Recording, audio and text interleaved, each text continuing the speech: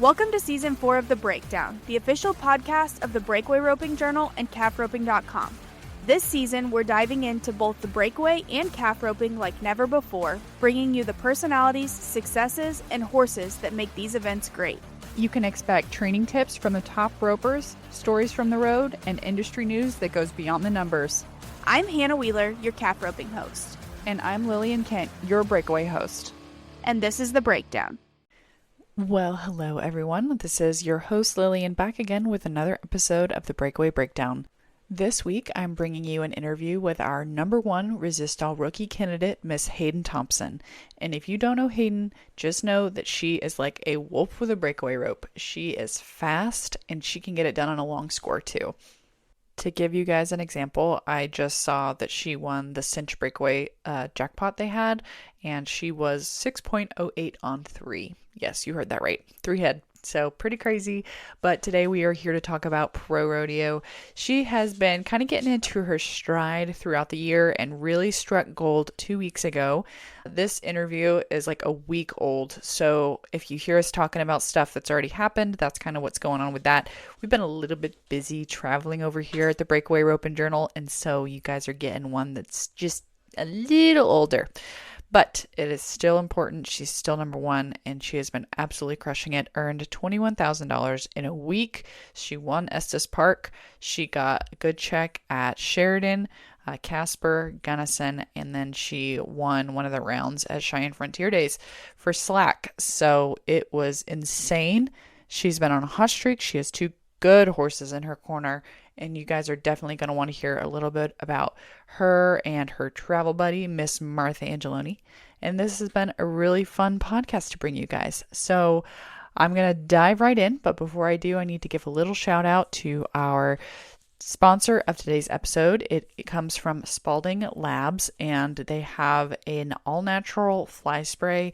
Bye Insects fly spray. You're going to hear a little bit more about them at the break, but I'm just reading about it and I think I need to get my hands on some of this. So we will talk a little bit more about them from the break, but for now, it's time to rope. Let's go.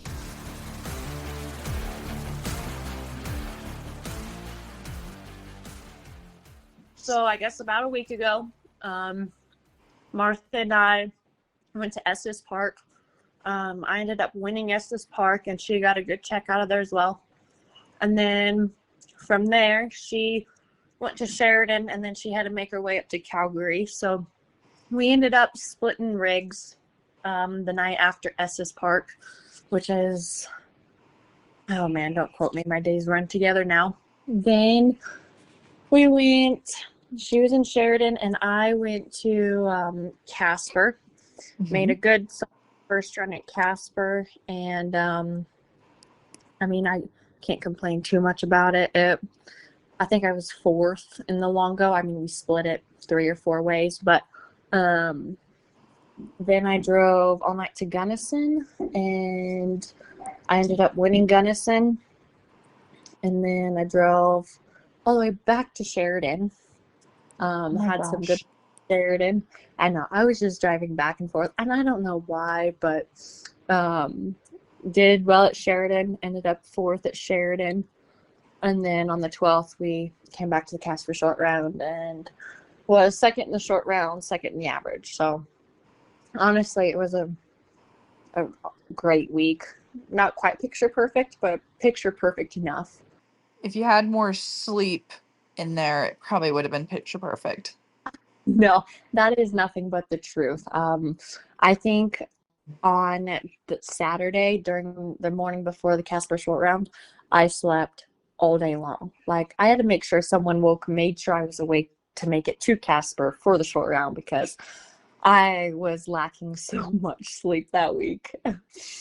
Yeah, well, I like how you're just like, oh, and then I just drove all night. And then I drove all night, and I'm like, I know, because Wyoming and Colorado, they border.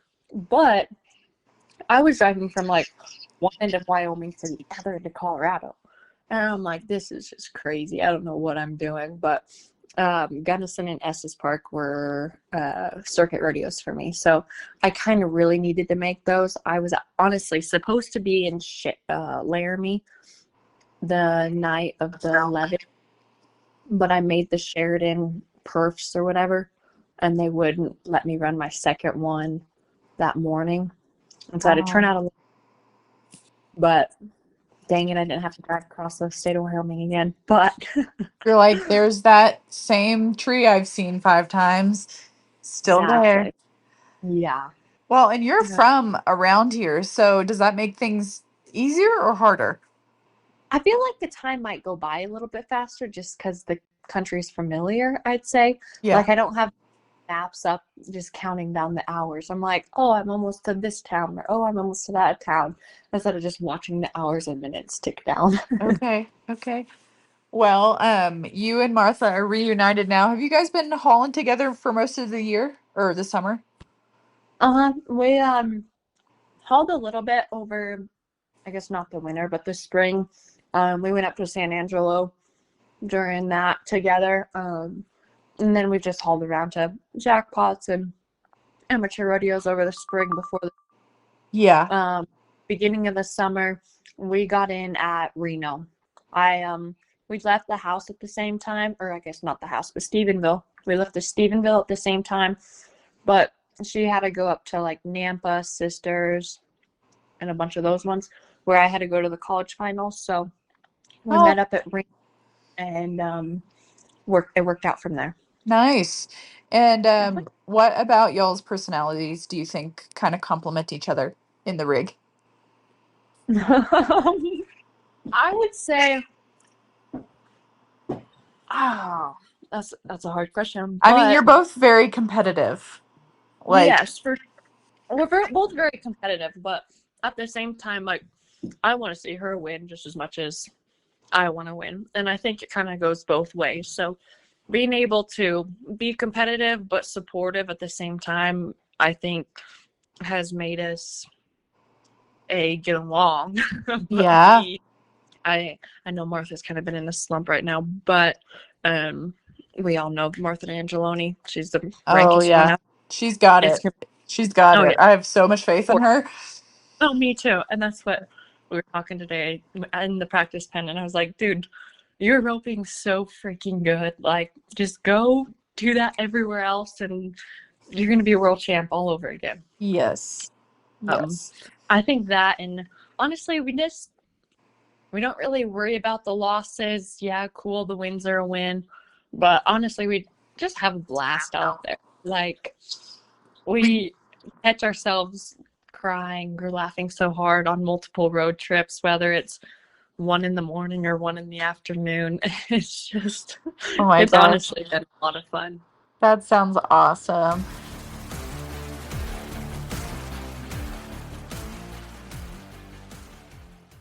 Sick of fly sprays that smell terrible, don't work, and are full of toxic ingredients? Try Bye Bye Insects from Spalding Labs. Their science-backed botanical fly spray is effective, smells great, and is formulated for horses and people. Switch to a fly spray you can feel good about and keep the bugs at bay. Learn more at spalding-labs.com.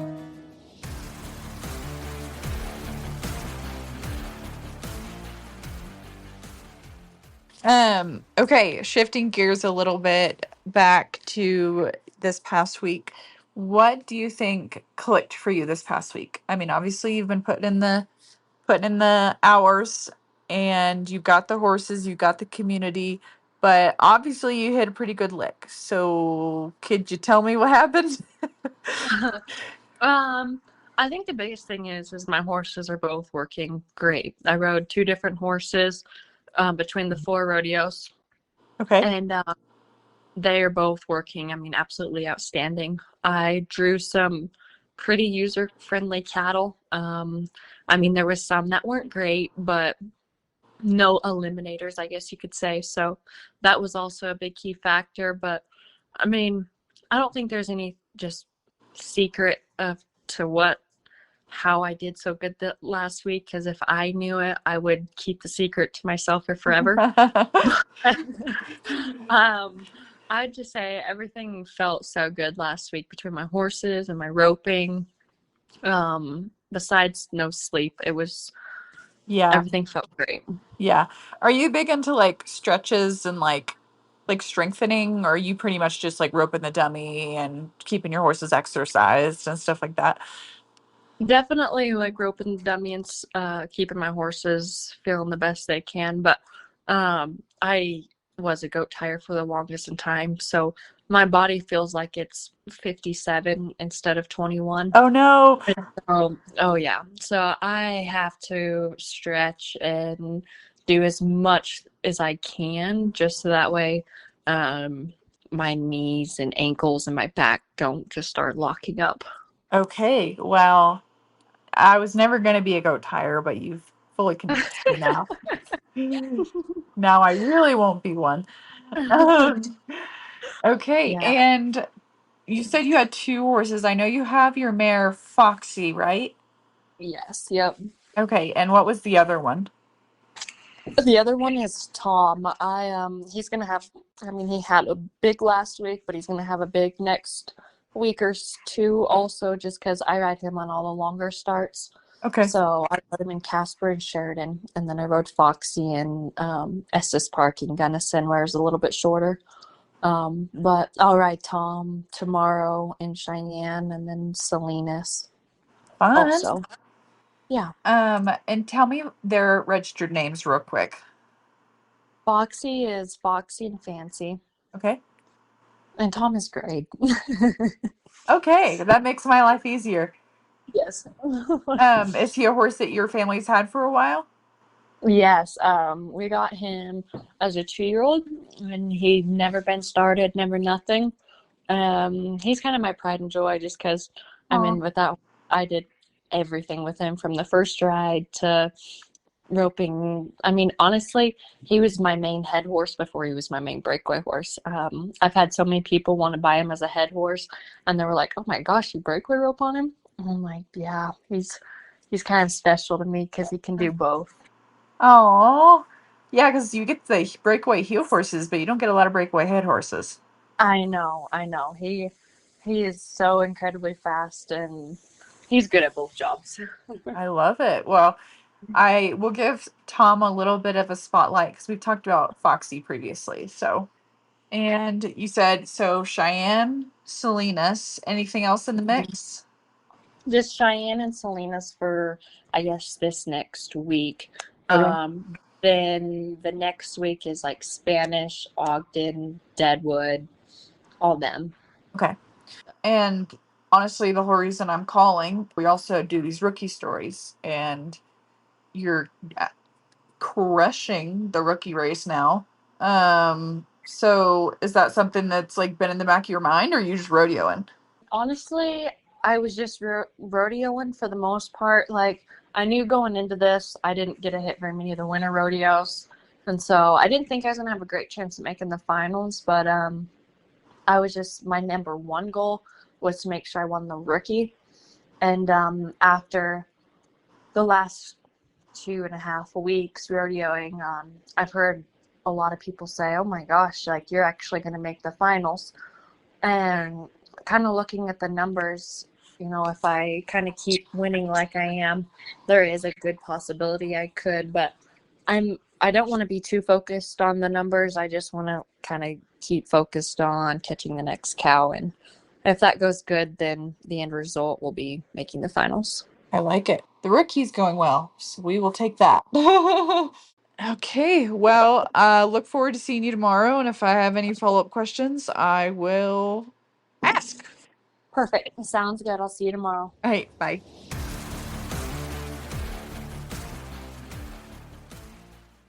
All right, everyone. Thanks for tuning in with me on this episode of the Breakaway Breakdown. Next week, Hannah will be back with the tie-down breakdown to bring you guys some more action from over there in calf roping land. Special thanks again to Spalding Labs for supporting today's episode with their Bye Bye Insects Fly Spray product. Okay, guys, I'll catch you later.